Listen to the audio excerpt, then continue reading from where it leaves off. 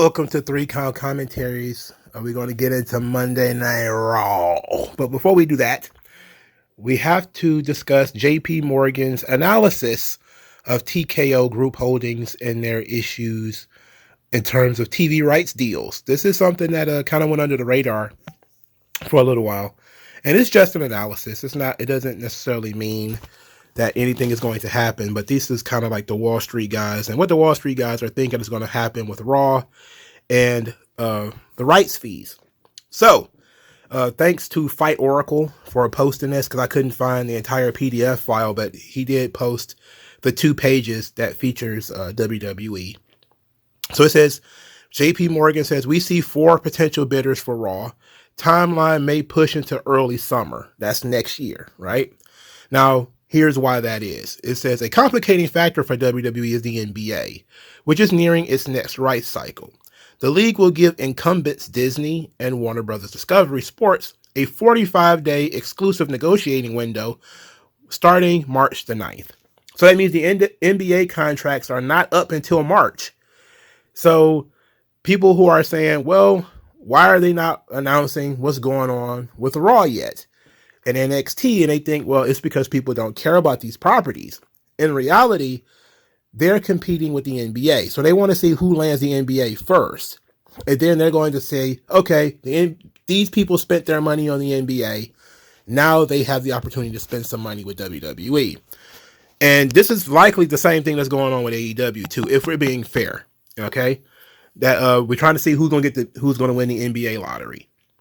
So it says the NBA is expecting a 2 to 3 times step up in there and will change their packaging. It says we expect this in turn is limiting the willingness of networks and streamers to fully engage with WWE and other properties currently in the market like NASCAR. As a result, the timeline for the Raw deal could extend into late Q2 or early Q3, though we think WWE will want to give its next rights holder at least 1 to 2 months for marketing purposes. So that means that you likely won't hear anything about Monday Night Raw until Q2 for, I don't know what it is for TKO because they formed this whole new thing. But for WWE, Q2 begins in May. It begins after WrestleMania. So it will be maybe July, August, maybe. Because I think Q2 ends after SummerSlam. So it will be around there that you might actually start hearing about the Raw deal, which is, if they're correct, of course. This is all, again, an estimation. So these are the companies that they think would be most interested in Monday Night Raw. Number 1 is Disney. It said press reports have indicated a possible interest in WWE content from Disney, with FX being the mentioned destination. The logic here would be leveraging Raw to have higher sub fees for the cable channel, which are at 93 cents per month, and are well below that of USA Network. In this scenario, we expect Disney would want to hold the content for a period extending beyond 5 years. The FX rights could also include content for Hulu, with the 3rd hour of Raw possibly designated for the streaming service. So what they're saying is you may have 2 hours of Raw on FX and the final hour being on their streaming service or on Hulu. Interesting. I don't like it though. I legitimately do not like it because then you don't get the whole show. That's, they're going to try to bait you into watching the 3rd hour on Hulu. I don't like that idea. That sucks. Hopefully they come up with something better than that. It says Disney's networks, in particular ESPN, we believe would be interested in using WWE and its personalities to drive higher social media awareness. That is true. I do believe that as well. We further note comments in August from ESPN's president of content, who, speaking of the potential partner with WWE, said there's no hesitation anymore from a brand perspective or from a live event versus scripted. Their fans and our viewers, there's tremendous overlap. So to me, it's just about the business of it, and is there something that works? Which is something that this president of content from ESPN said months ago. And we followed it a little bit. The idea that perhaps WWE content can land on ESPN, and they did have content on ESPN during the pandemic. So there is, of course, a substantial amount of crossover, despite the fact that there's people out there who believe that wrestling fans don't also like sports. So when stuff happens like, the World Series, or there's the NBA Finals, or a football game, that WWE isn't also competing with those audiences. They are. Like, this is why, they lose like 20% of their audience when, there's a football game on every Monday. There's, Monday Night Football. They lose about 20% of the audience because there's a substantial amount of overlap. 20% is substantial. All right. If you lose 20% of your income, you're not going to say you didn't lose a lot. So it's a pretty big deal. I like the FX idea because FX, it's a channel most people have. If I could do a quick look and see like what's the FX's rating in terms of cable systems before we move on, let's take a look at that real quick. Okay, so according to IndieWire, a Disney-owned network, and ESPN is the second most watched cable network of 2022, and we have to use 2022 because they haven't done the year 2023 yet. So ESPN has an average of 1.9 million viewers. For comparison, USA Network has a average viewers of 655,000, and they're number 14. But they're talking about FX. Well, FX is number 22 most watched network on cable and has an average audience of 415,000 viewers. So going from USA to FX, you're probably going to get a lower viewership, but Raw will most likely still be visible by everybody who has basic cable, and you'll probably double or triple FX's average viewers. So it'll be still a valuable property if it was to go to FX, but you'll probably see a great diminish in the actual overall ratings, but it'll actually still be better than whatever FX will be putting on. So that's something that you could discuss. That's something you could talk about with your friends or with me about whether it'd be worth it or not.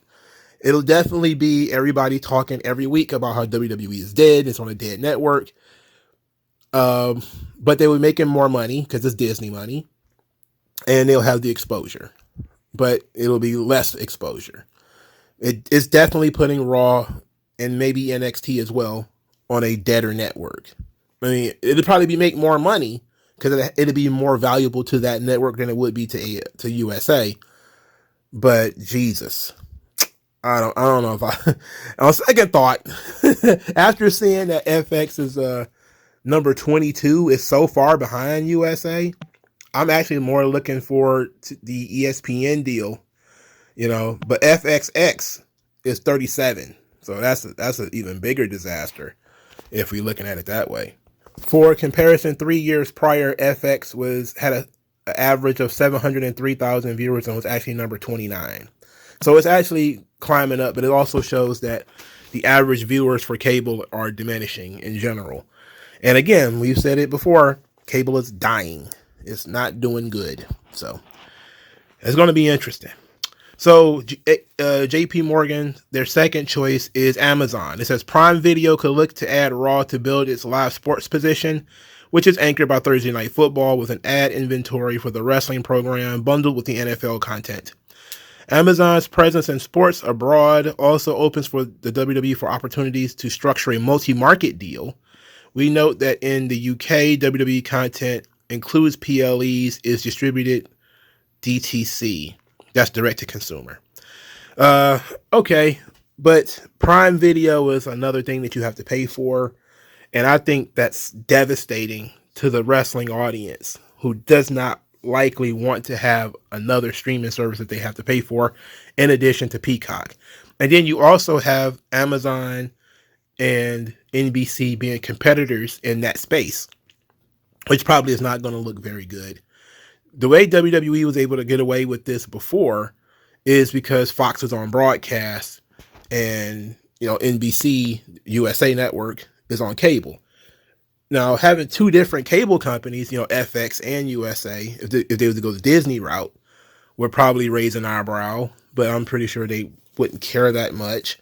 But going to head with their streaming service, knowing that all these streaming services are losing money, I don't know. A lot of people seem to like the Amazon idea or think Amazon has the money and the interest.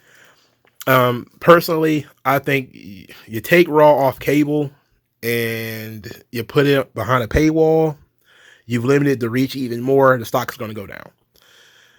The next is the third option is Warner Brothers Discovery, which a lot of people have been discussing. You've heard it on Cornette. You've heard it in other places that Warner Brothers Discovery is in the conversation. Now JP Morgan is saying it as well. It says, while Warner Brothers Discovery has established programming relationship with WWE rival AEW, the company has yet to announce agreements with the promotion beyond 2024. Our base expectation is for an extension, though we don't rule out a scenario whereby Fox Sports, having lost SmackDown to NBCU, makes a bid for AEW Dynamite, freeing up Warner Brothers Discovery to pursue Raw.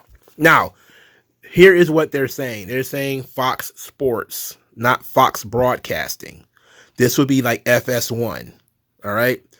That's a different thing. I know a lot of people may get the idea that, oh, AEW is going to do business with Fox. That's going to be excellent. They're going to take WWE's spot on Fox. It's not going to be broadcast television. Okay. It's not going to be broadcast television. At least I don't think so. The fact that they said Fox Sports lets me know that it's Fox Sports 1, where this is where they put SmackDown when it gets bumped. Okay. Let's take a look at Fox Sports 1 and how it might be better or worse for AEW while we're on the subject.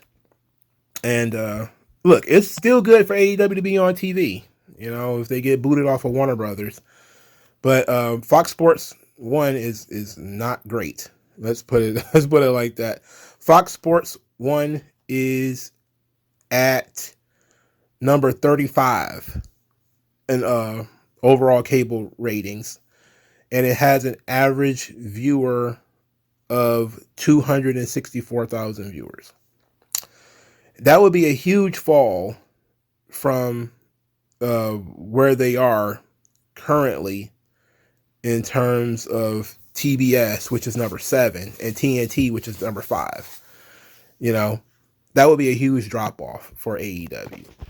But at least the company will have some kind of income, if this is true. Now, this all, of course, is just an estimation. I need to say it again.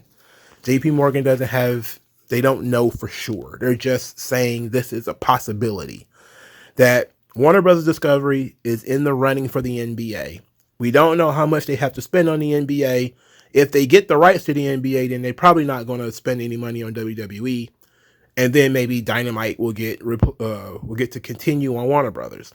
But if they lose the NBA, then they may spend the money on WWE, which would then kick AEW off of Warner Brothers, and then they could comfortably land on Fox Sports, which doesn't have anything else going for it, but it's a smaller network. It's literally the network that TNA started on. So, but it is what it is. Still, not bad. At least it's on cable. Still, it's less money, but at least it'll still be on cable. The fourth option is NBC Universal. All right. It says, we view this as a backup for WWE should it not find interest from an outsider. In addition to future SmackDown rights, NBC Universal distributes WWE Network content on Peacock in a 5-year deal that ends the first quarter of 2026. While we think the package with its tentpole events like WrestleMania will prove attractive to other bidders, WWE could move to open exclusive negotiations with NBCU early, provided it also was willing to take Raw. This scenario we see as less ideal, as the company would be tied in a single rights holder, and we think on an aggregate basis would have to agree to a more modest step up. Now, what they're saying is they don't want WWE to be monopolized on one rights holder. So while I prefer just go with NBC, put Raw, if you have to put Raw or in NXT behind the paywall, just put it on Peacock. I'm thinking as a wrestling fan, put all that shit in one place. We only need to have Peacock. That's it. But they're looking at it like you want to diversify. You want to be on in different partnerships with different people. And what does it say when you only have one partner? you know. However, they are saying that it's not out of the realm of possibility that USA Network will renew Raw, just at a more modest step up, which probably won't benefit the company's long-term vision in the first place. And anyway, so they say least likely but not impossible. So the last options are Netflix and Apple. It said Netflix carries a significant amount of sports shoulder programming, but to date has resisted bidding on live content outside of F1. While we expect this to remain the case, we can't entirely rule out the streamer taking an interest in Raw, especially as the content is turnkey and could be purchased across multiple regions, such as US, Canada, India, etc. Apple TV, or Apple TV Plus, meanwhile, does have live sports and has also avoided getting into production, requiring its league partners to take on that responsibility. As noted, Raw is turnkey, which would fit that strategy. A challenge here is that we believe Apple may view its corporate and streaming brand as an out of step with WWE. Now, what they mean is WWE pays for its own production, and that's a very high cost when it comes to wrestling promotions. It's one of the things that I believe has AEW and Warner Brothers Discovery all tied up together. If AEW isn't already partially owned by Warner Brothers, of course, which I think it is. That's just me. So we always have to speak very loosely here, because when I say, oh, they're going to kick AEW off, like, they can't do that if they own it, right? So again, we're speaking very loosely here. The idea that WWE with its massive production, they could pay for it themselves, which means that you just air the show. We provide our own production. You just air the show. While other wrestling promotions like TNA back in the past, they required for Spike TV to help pay the production and help pay for some of the talent. WWE does not require either one of those things, which makes them easier to partner with because you don't have any extra costs in terms of production costs, etc. Now, what he means, what they mean, I should say, about Apple may view its corporate and streaming brand as out of step with WWE. I have no idea what that means. I don't know. I'm thinking that maybe Apple isn't exactly the kind of corporation or has the kind of products that would be in line with WWE. And I don't know what that means because I don't know that much about Apple. So I guess we'll have to figure it out. I don't have time. I'm not going to do more research on this. Just bringing you the information as I have it. So the last paragraph says, we see enough competitive interest in Raw for the property to realize a healthy, albeit not outsized, increase of 1.4 times to $375 million. While timing for the deal may push into early 2024, we believe expectations for the renewal could build ahead of then as visibility is gained on the NBA process. So basically, if the NBA signs their contracts early, then you may get an earlier catch with Raw. And then you'll probably see that from there. You'll probably see whatever happens with AEW. But it's all going to happen after the NBA does whatever they're going to do. So if they decide to re-up with Warner Brothers Discovery and Disney, then you may see something quicker happens with WWE. Something quicker will happen with AEW. And that makes sense to me. Considering you gotta let the big dog eat first. And regardless of how big we are as wrestling fans, the NBA is a ratings monster, is a demographics monster, and people absolutely want to make sure they can secure the NBA first before they start going anywhere else. Because we never know what the NBA wants, and they say they want I think JP Morgan says maybe 3 to 5 times more money. Jesus, on these cable companies that don't really have a lot of money as it is, that may be their sole investment. Might be in their sole investment in sports might be the NBA. So we'll have to see until what happens in the NBA. But let's get into Monday Night Raw, and hopefully we can figure out what's going on here too. Before we get into Raw, we have to do the WrestleNomics estimates of the top 10 merchandise movers in WWE. This, of course, is just an estimation. I do not know where they get their numbers from. I've asked, haven't gotten a response, so I don't know. Maybe you got to be on their Patreon or something like that to know. But let's use this for conversational purposes. So they're listing from WWE Shop the various categories, and they say apparel only. So it means t-shirts, shorts, different stuff like that, hats, things like that. So each ranking has a number of items in the top 10, and that is how they're ranked. Okay, so let's start with number 10. Let's start from 10 upwards. From number 10 is the Usos. They have 112 items in the top 10. In the top 10 items daily. Number 9 is Rhea Ripley, who has 133 items in the top 10 items daily.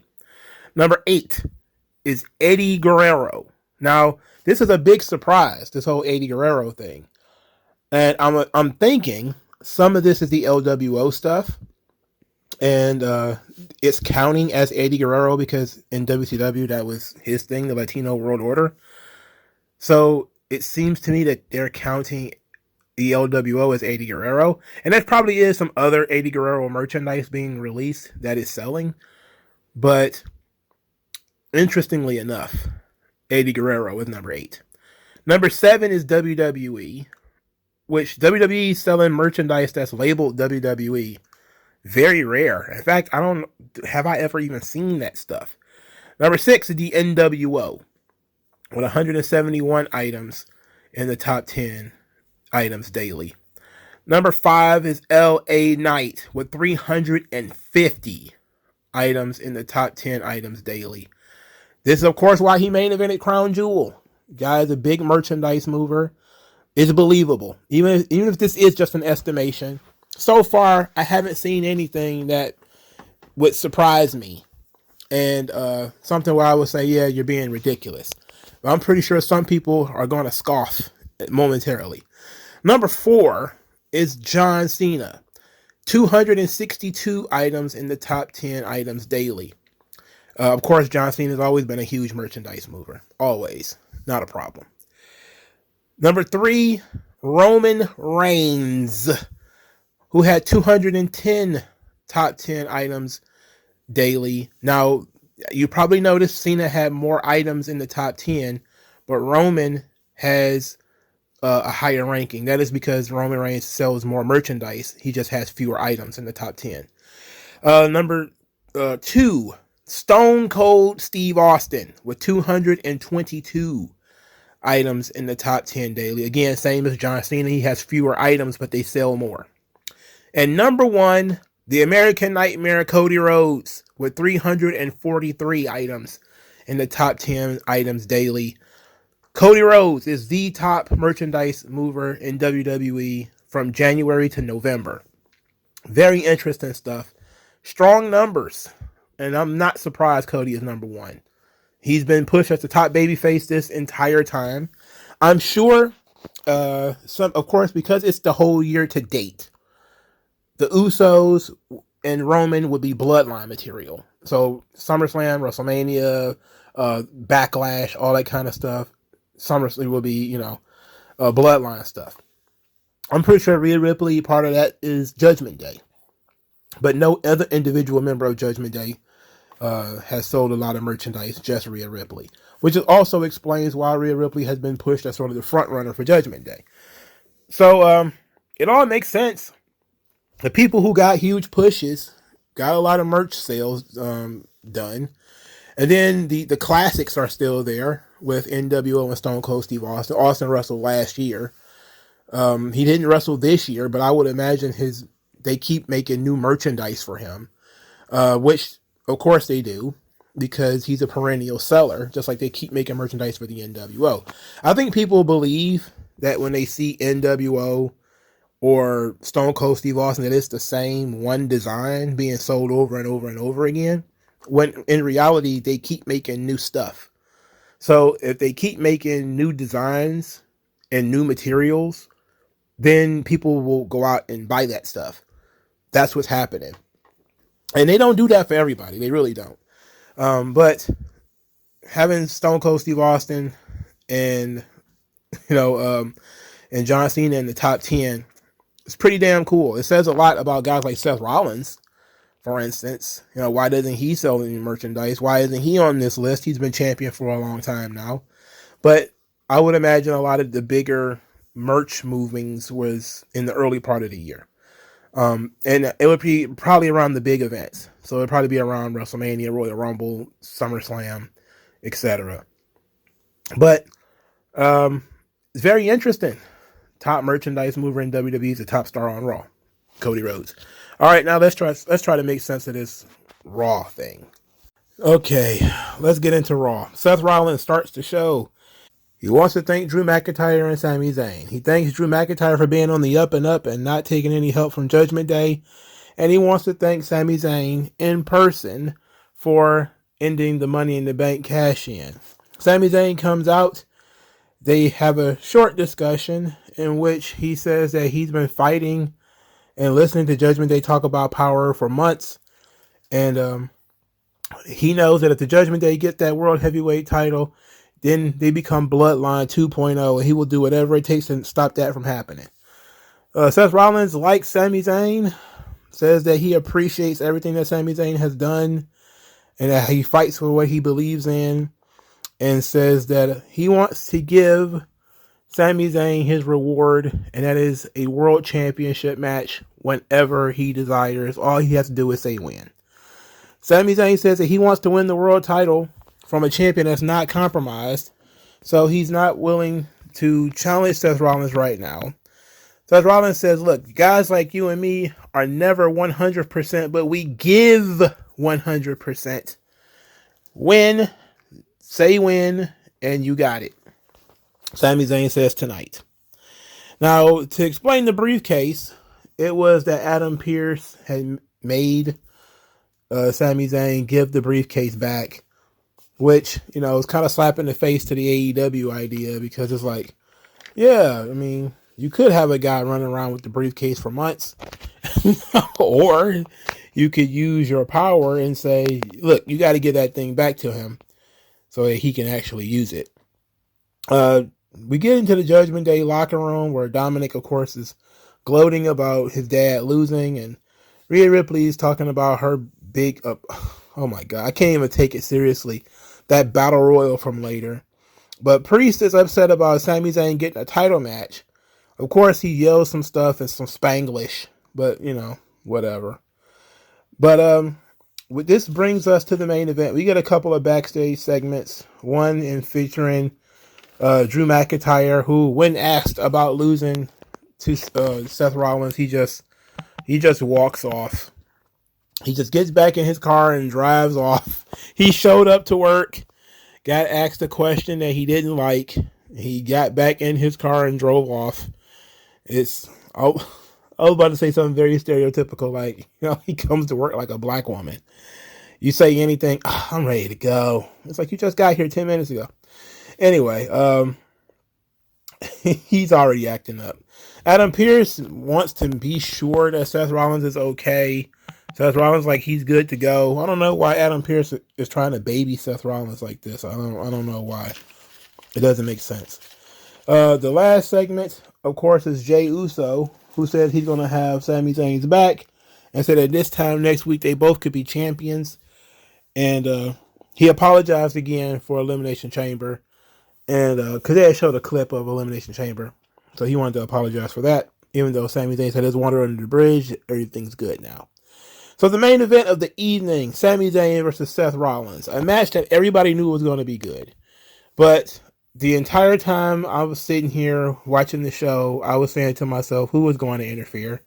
Who's going to ruin this thing? Who is going to trip this match up and make it 20 minutes of really good wrestling followed by chicanery?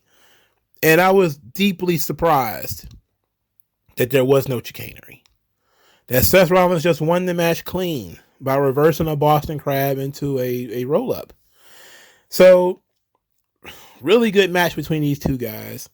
I was wondering why they did it on TV, but clearly it's because it was babyface versus babyface, and Rollins was going to win. The match even had some really good moves in it. Like, you had the moonsault off the barricade, which to me is always very impressive for Sami Zayn. But Seth Rollins busted out a springboard swanton, springboard moonsault spot, which I thought was pretty cool. Of course, they worked the back of Seth Rollins, but it doesn't do him any good. It doesn't stop him from jumping all over the place. If there's anything about Seth Rollins, well, there's three things about Seth Rollins that make me not like Seth Rollins. And this is from somebody who I thought was a really good in-ring wrestler, and I still do. But the way he dresses, his lack of selling nowadays, and the annoying nature of his character right now with the laughter and how he dresses and the theme song stuff, I'm just not feeling Seth Rollins right now. But I'm not going to lie and say that he all of a sudden can't perform anymore.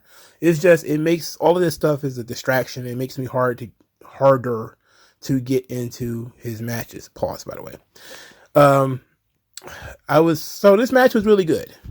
I was hoping Sami Zayn would win, or I was hoping for something that would be a little bit more ironic. I mean, imagine that Seth Rollins is KO'd by like the haluva kick. As Sami Zayn is crawling to get the pin, then Damian Priest cashes in his Money in the Bank, and he pins Sami Zayn. And even though Sami Zayn's mission was to stop them from winning the title, it's because of Sami Zayn that they ended up with the title. To me, that's poetic and would have actually set up a really great story for Sami to win the title later on, from him getting beat for the title now. And, of course, Seth Rollins wouldn't have gotten pinned. But they didn't decide to go that route. And look, I'm sure after this whole War Games mess, we're going to get around to that, probably. But I feel like that would have been a far more impactful finish to this match rather than he countered a Boston Crab and just won. Anyway, War Games was set up as everybody got into a schmoz after the match because they schmoz every week. Cody and Jay run down there after Judgment Day has jumped Sami and Rollins, and they all working together to fight Judgment Day. Judgment Day only has 3 members. They need a 4th member of Judgment Day. And I'm thinking they will probably pick Jimmy Uso, because they can't have Rhea Ripley. She's the 4th member of Judgment. They can't put her in it unless they recruit Drew McIntyre. Do you think that could be the possibility that instead of doing Jimmy Uso, that the Judgment Day recruits Drew McIntyre to be their 4th member? Maybe promise him a title shot if Damian Priest gets the belt or something like that. It would make sense. In terms of where the story is right now, it would make sense for Drew McIntyre to come out there and join Judgment Day. I mean, something's got to happen with this guy, right? You got to do something. Like he's completely at a loss. But it's a real shame because there was so much drama in there with what do you do with Drew? And he was on the show for a grand total of 45 seconds, and then he disappeared. So the options are open. I don't think they need to do the Bloodline plus Judgment Day stuff. I think that was a contingency plan, just in case. But yeah, you could just go with Judgment Day plus Drew McIntyre, and then have Seth Rollins and Drew McIntyre still have their issue, because they mentioned it here that Seth Rollins wanted to give Drew McIntyre credit for standing up and being his own man. And now you want to do something in which Drew is going to turn heel and Seth Rollins is going to lose respect for him. But it's going to be to further Drew's own agenda. Not to necessarily further the agenda of the Judgment Day, but to further his own agenda, and that's becoming a world champion. So I can see them doing that. I can see that Drew McIntyre being the 4th member of Judgment Day for the purpose of this match would be fine. I don't think he fits the motif though, with all the goth and chains and face paint and all that kind of stuff. I don't know if he fits all that. He wears he got a sword. Maybe he could turn it into a sickle or something like that. I don't know. But that's what I'm thinking. I'm thinking that the 4th member for Judgment Day is going to be Drew McIntyre. The finish of the show was kind of contrived. I feel like we've seen that 100 times already. But the main event itself was very good. In terms of Judgment Day themselves, they defeated the New Day in a match I didn't really want to watch, if we're being honest. I couldn't have cared less. And they're going to wrestle Cody and Jey Uso next week. I couldn't care less about that either. I have no interest in watching any of these people wrestle again. I've been watching them wrestle since like May, at least. Christ, it's a disaster how long this goddamn storyline is. I don't know why the storyline is so long, but they insist, and it's dragging ass. It's like BBL at this point. It's just got all this ass on it, and none of it's natural. It's all just silicone horseshit. All right, I forgot to mention, Sami Zayn signed a petition, just like a couple of weeks ago, or maybe a couple of episodes ago, if you'd have followed the AEW episodes. Chris Jericho signed his name to a list of people trying to free hostages in Israel or whatever. Sami Zayn signed a petition of artists and advocates who are urging the Biden administration to call for a ceasefire in Gaza. The weird thing is people put he put Sami Zayn, which is like the character's name, but it makes sense. I mean, the guy's a Muslim. I mean, it is what it is. I'm not against it. Again, I don't take sides in the Israel-Palestine thing. I don't really take sides on it. There's just a lot of things that kind of raise my eyebrow. For instance, if you was like Google blood and soil, you'll find out that it's a Nazi concept, but people will willfully believe blood and soil when it comes to Palestinians. We were here first. Like, so what? Same thing like Native Americans or Aborigines or whatever. Blood and soil is a perfectly logical thing to do when you're talking about non-white people. Then blood and soil is perfectly fine. Guerrilla warfare is another thing that I keep seeing people talk about. Oh, they're hiding among civilians. It's like guerrilla warfare is a tactic they've been using for 70 years. I mean, Vietnam, Afghanistan, Iran, Antifa, the Black Panther Party. We've been doing this whole, civilian stuff for a long time. That's the goal of guerrilla warfare, is to hide among civilians and to use civilians as shields. Because either A, they already agree with you, or B, they're captives. So you have to force them to make the decision. Either they have to give you up or they have to shield you. But the goal, of course, is to piss off the greater power, I guess you could say, to the point where they indiscriminately attack. And then you have your media friends say that, oh no, they're killing civilians. It's like, well, you're hiding among civilians. But that's the goal. That's the point. Is, these people don't walk around wearing helmets and uniforms with like a flag on it.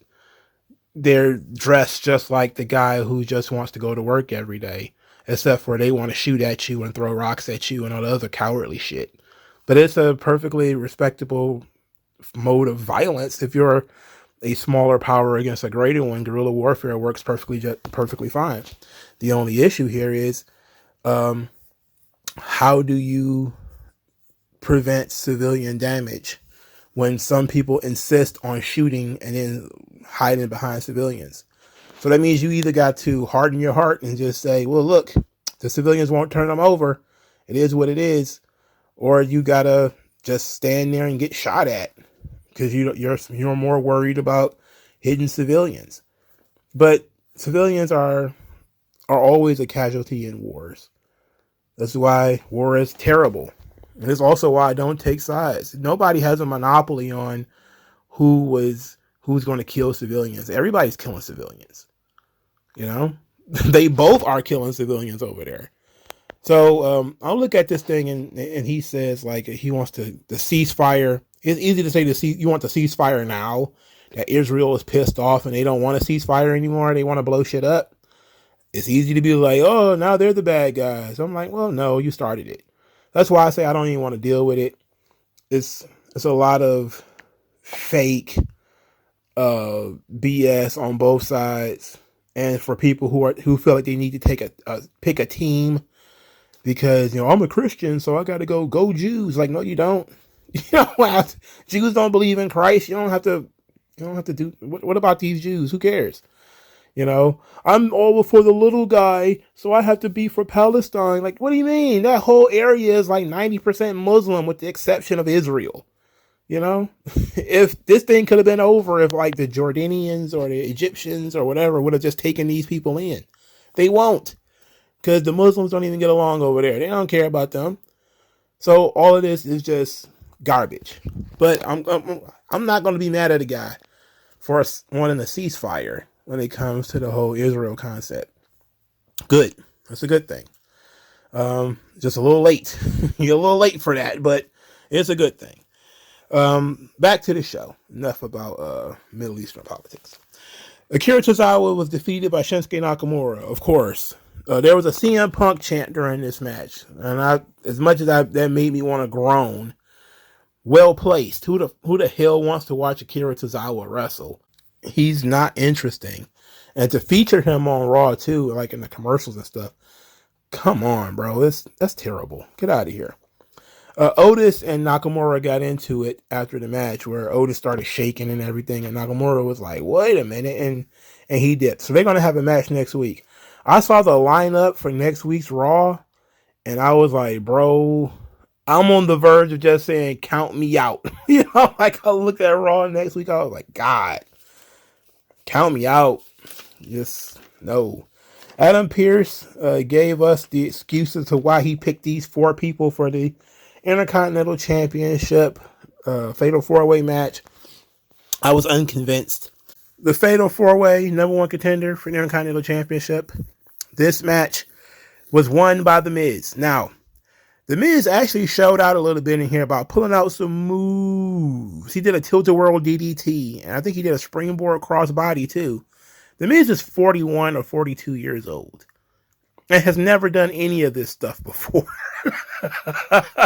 I gotta tell you, he got a big pop out of me. I don't pop on moves usually. I can be very impressed by, you know, acrobatics and stuff like that. I mean, I get impressed by the same stuff, but I just don't buy into it like that's the be all end all. But I can tell you, when I saw The Miz do a tilt-a-whirl DDT, I was like, where the hell did that come from? That made me sit up. I was like, where did that come from? You know, like babyface Miz, like he starts doing moves.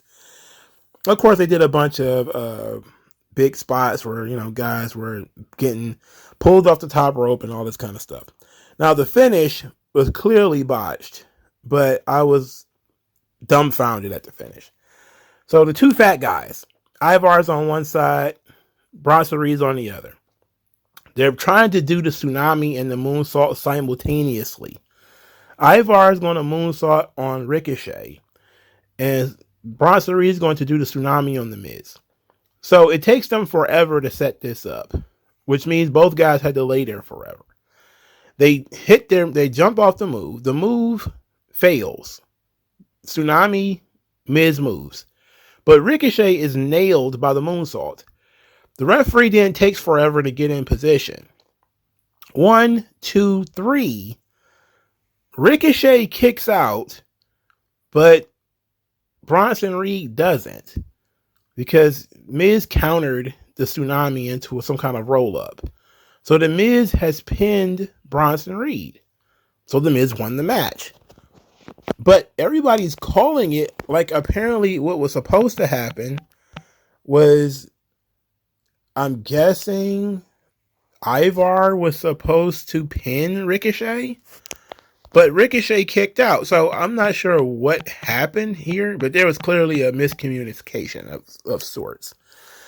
But whoever told Ricochet to kick out of a move like that, where he gets moonsaulted by a 400-pound man and he kicked out, bro, well, he's probably not 400 pounds, maybe 350 pounds, or maybe 330. All right. And he kicked out. Like, bro, you just buried this guy's finish. Like, this guy does a moonsault for a finisher, and you just buried it. Not thinking. Now, I'm guessing that he wasn't supposed to hit the moonsault, and maybe he couldn't move, or something happened, something went wrong. But Ricochet kicking out of that moonsault really just, I was like, oh my God, what is going on here? Anyway, the crowd was behind Miz. Miz won. It was the right decision. Then Ivar attacked the Miz, beat him up, did a moonsault on him, got some excellent heat. Really good heat on Ivar for crushing the Miz. I'm very impressed. Ivar is very impressive, man.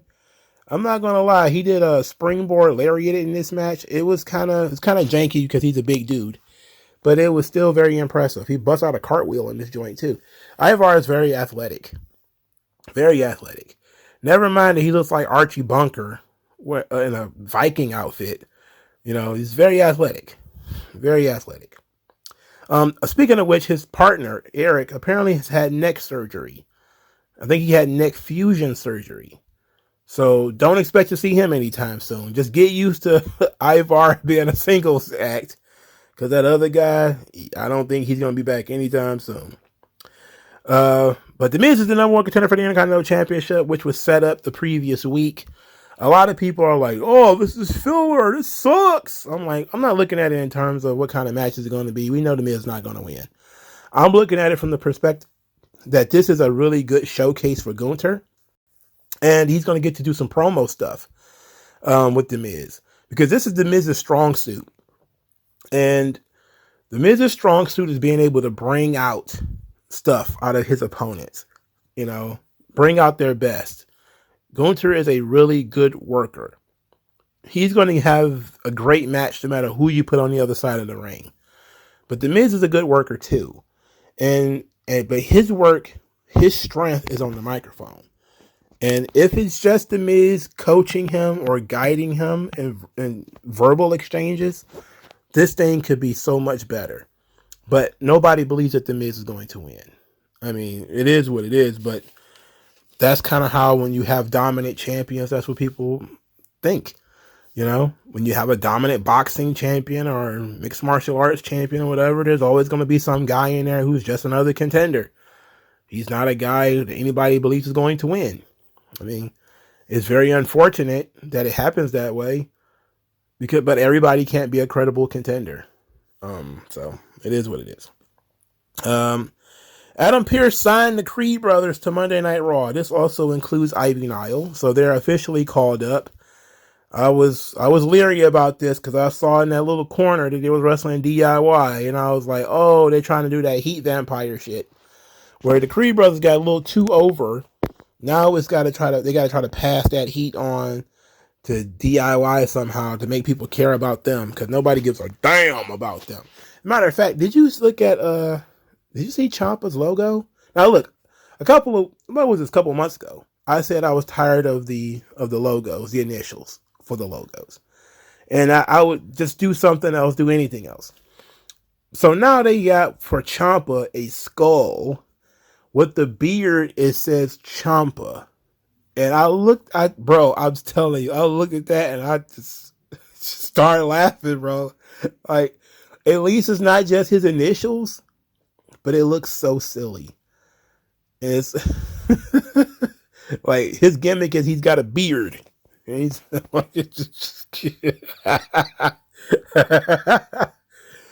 So after the Creed brothers signed to Raw, DIY was impressed by them last week and wanted to give them some credit for their performance, but then said they wanted to challenge them to a match. So Adam Pearce made it official. They had the match. It was solid. It was a good enough match. I was kind of weirded out by the amount of times the Creed brothers had to, like, I don't know, get beat up by these dudes. Like, the size differential. And then but I became okay with the match when Julius Creed got, hit in the face with Willow's bell, which looked kind of ugly because his face hit the mat pretty hard. And he kicked out. Like, he kicked out of Tommaso Ciampa's finish. And I was like, okay. Maybe we're taking the Creed seriously. Because I was about 70% sure that the Creed brothers was going to lose this match. And I was going to be pissed off. But they didn't lose. Ludwig Kaiser kicked Johnny Gargano in the head, which distracted him. Then the Brutus Ball gets the big win So the Creed brothers win with some interference from Imperium to continue the Imperium DIY story. All right. I would have not booked this match personally because DIY shouldn't be losing. You should be building momentum with them. And the Creed shouldn't be losing. You should be building momentum with them too. So I guess, look, DIY don't matter to the audience yet. So beating them doesn't mean anything. So that's why the Creed brothers shouldn't have beat them. You know? This is not something like they were called up directly from NXT. They were separate for like over a year. You have to build their credibility all over again. Triple H is playing to that top of the iceberg, you know? That those people who have watched NXT and care about this stuff. And I looked and said, like, so many people, they don't understand why they're supposed to care about DIY. You know, like what they don't understand the story. They don't get it. It doesn't matter. It doesn't click. And the vignettes don't do it justice because the vignettes doesn't encompass the entirety of what occurred. You know, it's like when the Sami Zayn, Kevin Owens thing, it unfolded right in front of them. And it's in front of this same audience. And it keeps unfolding in front of this same audience. So it works a little bit better. But the DIY stuff happened on NXT. Even though a lot of it happened on USA NXT. A lot of it happened on the network. And you're asking people to go back and watch it. You're not going to do that. You know, so people don't understand the significance of DIY. They don't really care. So you should have taken your time and just built those guys up rather than trying to treat them like a big deal right out of the gate. And everybody's kind of like, who? Literally who? Why should I care? But the Creed brothers look good. They look great. In my head, this was Vince's boys versus Triple H's boys. And Triple H put Vince's boys over. Excellent. Good job. All right. So Nia Jax and Becky Lynch, they had a thing. Every girl in the match had a promo segment when she was confronted by some other girl about winning this battle royal. Okay.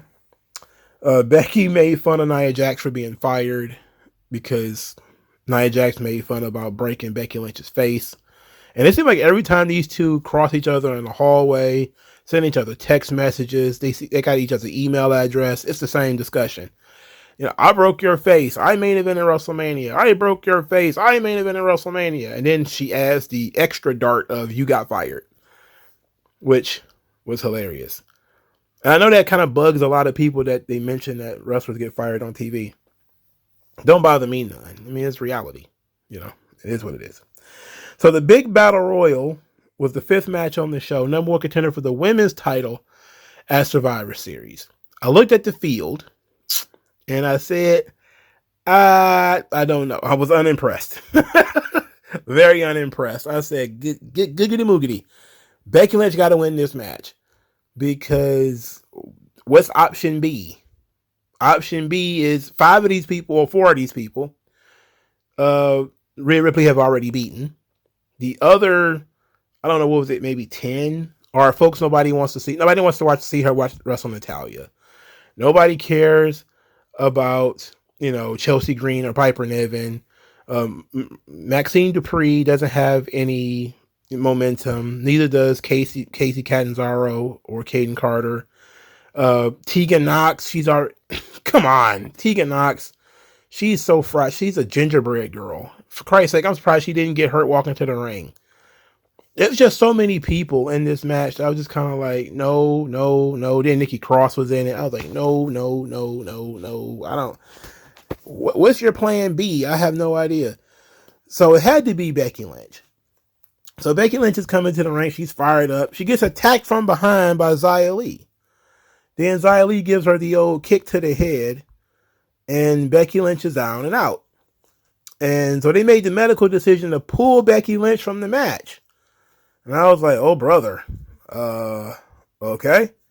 And then Adam Pearce makes the executive decision that Xia Li is going to be snatched from the match. She is not going to be able to compete. So that's her punishment for attacking Becky Lynch from behind. Like, why is she the only person who gets punished for attacking people from behind? This show has 90% people attacking each other from behind, and she's the only one that gets punished for it. What is going on here? That's the shit that pisses me off. You know, it's this selective enforcement of rules. Oh, you attack somebody before the match starts, so we're going to punish you for that. Okay, perfectly fine. But why isn't that like a rule that anybody who attacks people before the match loses an opportunity of some kind? Then we have to explain why Judgment Day gets to jump people from behind all the time. You know, just can't do it. So Xia Li lost her shot because she kicked Becky Lynch in the brain. I actually like the Becky Lynch being taken out situation because it furthers her storyline with Xia Li, and that seems to be what she wants to do. That the whole thing with Rhea Ripley is just something that I guess they're going to save it for another show. I don't know what other show, because there is no other show at the Survivor Series. So, Royal Rumble? I don't know. So, Xia Li and Becky Lynch are going to do their thing. So, they have this stupid battle royal. Just stupid. Maxine Dupree eliminates Piper Niven. I was like, I just turn this damn thing off. Just turn it off. All right? Piper Niven is like 300 pounds. And Maxine Dupree managed to eliminate her. Bro, just turn this off. Just stop. I literally stopped paying attention. I stopped caring. Nikki Cross is standing in the ring. She's staring. That was the most interesting thing to me. I'm like, if she's going to snap and do something, no, she's not going to snap and do anything. She's just going to stand there like a goof. Okie dokie. Then we get down to the final two, Shayna Baszler and Zoey Stark, and now I'm really mad. I'm really mad because both of these people have just lost to Rhea Ripley. She literally just beat both of them Saturday. They did a fatal 5-way in which both of these people were in it, and they both lost. And then they put Zoey Stark over. I'm like, Triple H, goddammit. You insist on Zoey Stark, do you? You insist on putting over Kermit the Frog. Like, nobody wants to see Zoey Stark, man. You talk about a waste of time, waste of space. Zoey Stark got zero chance of beating Rhea Ripley. And if she does beat Rhea Ripley, bro, I'm going to pitch a bitch. There's just no way Zoey Stark has any reason wrestling. If this was a TV match, I wouldn't complain. I would still kind of be pissed because Zoey Stark already lost to Rhea Ripley. But I wouldn't be as upset as I am with this being a pay-per-view main event. Well, a pay-per-view match. I am just very disappointed in Triple H and his inability to be creative and to come up with something else for somebody else. But part of this is booking.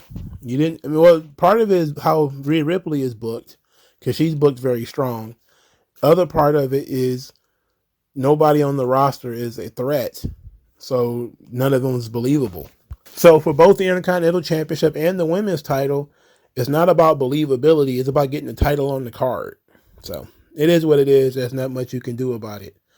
Raw was okay due to the Fatal 4-Way, due to the Battle Royal, and due to the World Heavyweight title match, as well as the Creed brothers being on the show. So there was some good matches. No great segments, but it wasn't a lot of Judgment Day, so I can't complain about that. It was some, but it wasn't a lot. I think there were some missed opportunities, but that comes with every episode of Raw. And I genuinely liked most of the show, but I don't think it was a great Raw. I think that it lacked some level of cohesion. I think it lacked getting people to believe Sami Zayn could win. I think the main event certainly lacked heat, because there's no heat between these two guys. They're both baby faces. And I guess it was the same thing with the Battle Royal, because you had Shayna Baszler and Zoey Stark with both baby faces, DIY and the Creed brothers, both baby faces. So, I could criticize that, and that would be fair, I think. But I think overall the show was okay. It wasn't terrible. It wasn't the worst Raw ever. There's certainly been worse Raws. But next week, probably going to be in the running for the worst Raw ever. All right. Thank you guys for your time. I'll talk to you guys later. MagMongoSlade. Best house I ever drew, Daddy.